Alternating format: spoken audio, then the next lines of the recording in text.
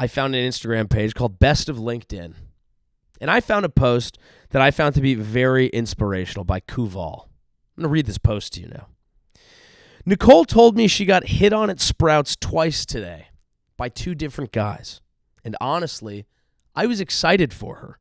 When I showed my excitement, she got even more excited and shared the details. It was awesome. And it made her feel really special. Not jealous, not weird. But it made me think. Lots of people don't react that way. They make it about them, their ego, their insecurity, their interpretation. And that's exactly what happens on sales calls too. Reps hear something from a buyer, and instead of truly listening, they make it about them, their pitch, their agenda. That's where deals die. At company name blanked out, we're building tools to help reps stay in the right frame of mind in the moment. Calm, curious, and confident so they can actually hear what's being said and respond the right way. Because sometimes the difference between a missed opportunity and a closed deal is just how you choose to react. Side note, yeah, I'm that guy now. I just XYZ'd, and here's what it taught me about sales. I want to congratulate Kuval there for adhering to the number one tenet of modern culture, society, America, this podcast, The Joey Show, The 12, hustling, grinding, and building a brand. It's important. It doesn't sleep, and neither should you. Kuval saw an opportunity right there, okay? He could either say, hey, that's a little weird. He could either react in a certain way or whatever, or he could say, hey, why don't I embrace this moment? Why don't I embrace my personal experience? Why don't I tell people what dipping a toe into the world of getting cucked taught me about how to win a sales call? Now, shout out to Nicole. She's at Sprouts throwing them Milkies around like she's in the dairy aisle. Thank God. God bless. Inshallah. But Kuval here says, my first thought is sales. Now, I worked in sales, guys. I worked in sales for a while. And I want to let you know, it's what life is all about. I met a lot of people. They stay up they were up late at night thinking about how do we win. That Miracle on Ice speech, people think it like hockey and getting obsessed with that. That is how some people treat sales, grinding, building a brand. Okay, always be closing. Someone tries to fuck your wife at Sprouts, always be closing. What do you not understand about the word always? Get me a rotisserie chicken because I'm at Sprouts going, cuck-a-doodle-doo. Not only do I have this experience, I need to write about it. I need to include a picture of my girl on LinkedIn just in case anyone wants to slide in and say, hey, could I have a taste of that full fat? Another opportunity to say, hey, a couple did two in one grocery store. Nicole, my God, what's going on at Sprouts? They sprouting boners over there? Goodness gracious, great balls of fire. He tells this story. She got hit on twice, and then he includes a photo, and he says, this is what it made me think about sales. Now, his emotional intelligence, off the charts, because Nicole is into one of two things. She either wanted to see if he'd react, see if he'd be like, what the fuck? Or just, show off, be proud. Maybe they're going to be into this. Maybe that is sales. Maybe there's another way to close a deal, and it's by actually letting your clients fuck your wife. With all due respect, girlfriend. I'm not really sure where they're at in their journey. I just think that if you're living your life and you're not having explicit moments and experiences out there in the real world and saying, what does this make me think specifically about my 9 to 5 and how I can relate it as a story on LinkedIn, you're a loser. I need to get on LinkedIn because here's the truth about every social media platform. It warps our brains and minds into doing what we think we're supposed to do on there. We go on a platform, we see examples of success, and we mimic it. It is, life, as we've discussed, is high school. You go on a platform, you see people doing something, you mimic it and see if you can do it well because we're all trying to win the game. The way your brain breaks on LinkedIn is arguably the most interesting. Yeah, if you're on TikTok and Instagram, it's kind of like, let's do front-facing camera these days. And it's like, oh my God, what I realized on this date with this guy is that blah, blah, blah, blah, blah. And guys got to be blah, blah, blah, blah, blah. And it's like, girls, do you understand what I'm saying right now? Blah, blah, blah, blah, blah. That's one version. The LinkedIn version is so much more interesting than that because it's like, here's how everything is marketing. My grandmother was run over by a semi-truck yesterday after a homeless man pushed her into the interstate in her rascal scooter. And here's what it taught me about marketing.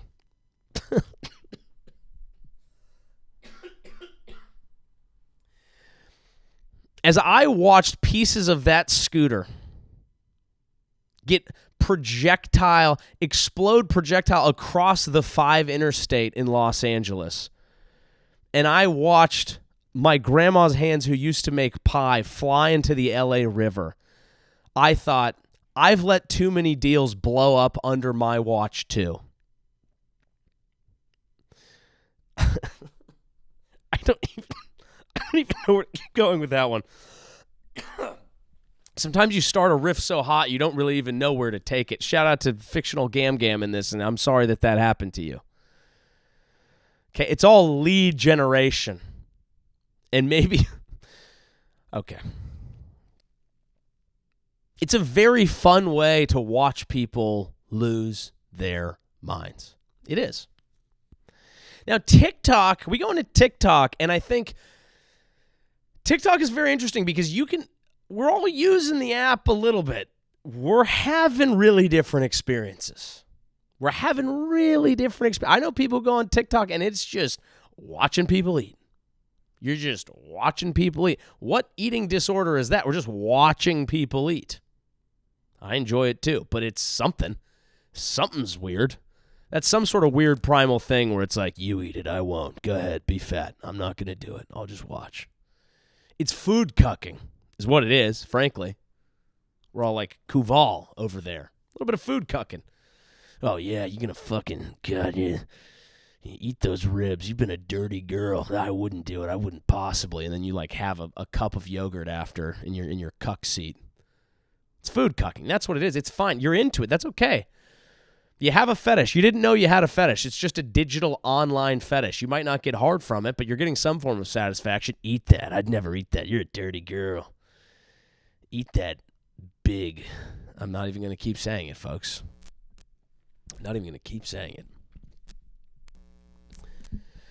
But TikTok also, one of the ways that it breaks your brain is it brings you down specific drama rabbit holes. That's what I've found. Is you can fall into these like it's a gossip app.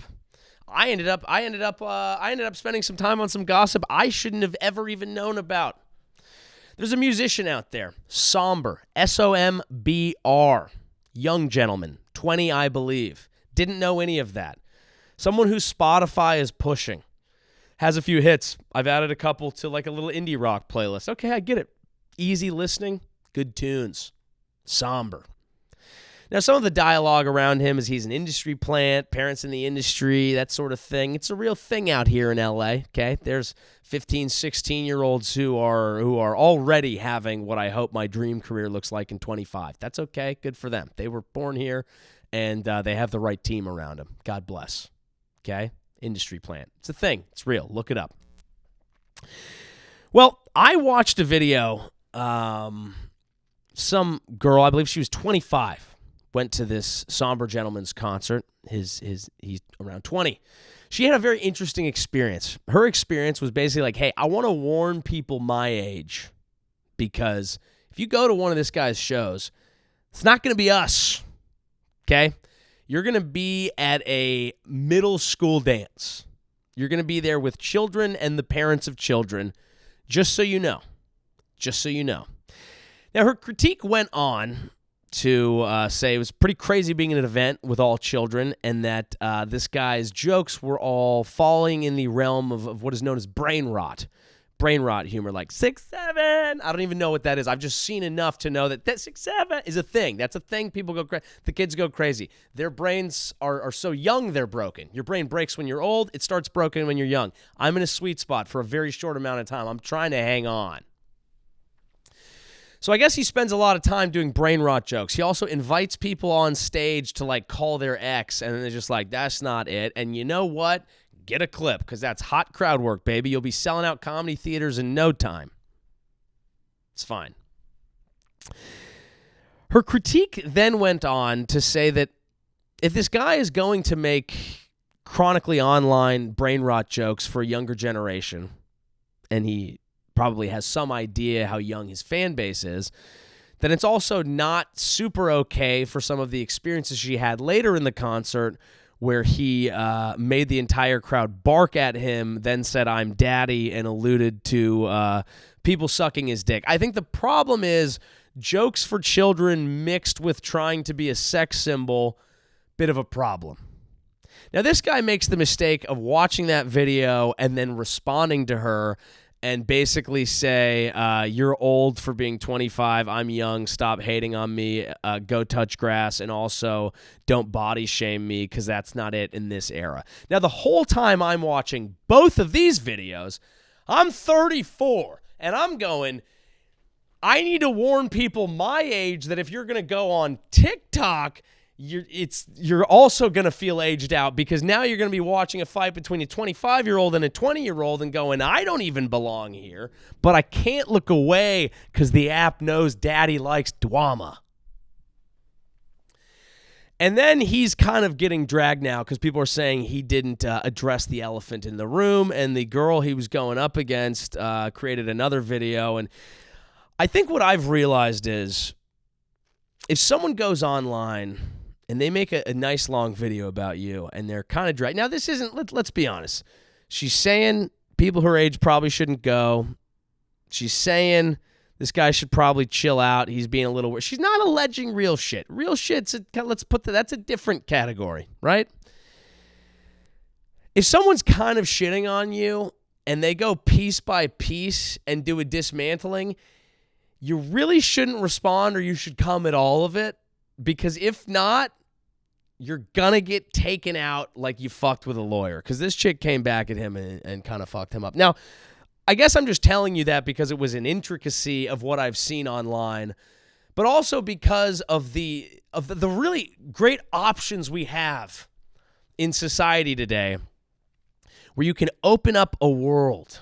And none of it, again, will leave you feeling good. But you can open up a little world, and you can choose on a day-to-day basis how you want your brain to break. I'm going to go to X.com. I want conspiracies. I want the owner of it pushing really crazy inflammatory claims out to everybody. I want hard, weird, bizarre, very incorrect, really snarky, really shitty, poorly thought out political discourse. Boom, I'm going to X. Let me have my brain break that way. Boom. All right, I'm sick of that. I want to go to TikTok. Now I'm going to go to TikTok. I want to get involved in niche drama where I actually didn't know any of the people involved, but now I have to go on a hunt. I'm a detective. Detective shows these days are in. How do I know? I'm on one. Detective shows are in right now because we've always wanted to solve mysteries.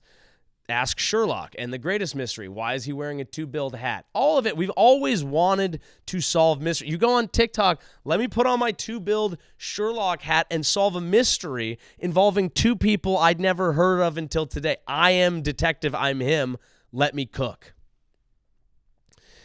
Go on Instagram. I don't really know what anyone sees on Instagram. I think everyone has a very vastly different Instagram experience, and it's mostly like stories of your friends looking like they're having more fun than you when really they're probably secretly having a mental breakdown. Maybe that's what it is. And then Facebook, you go and you get to watch people have that actual mental breakdown. And then you go over to LinkedIn, and it's someone else talking about how a personal tragedy or their own mental breakdown taught them more about SaaS B2B sales.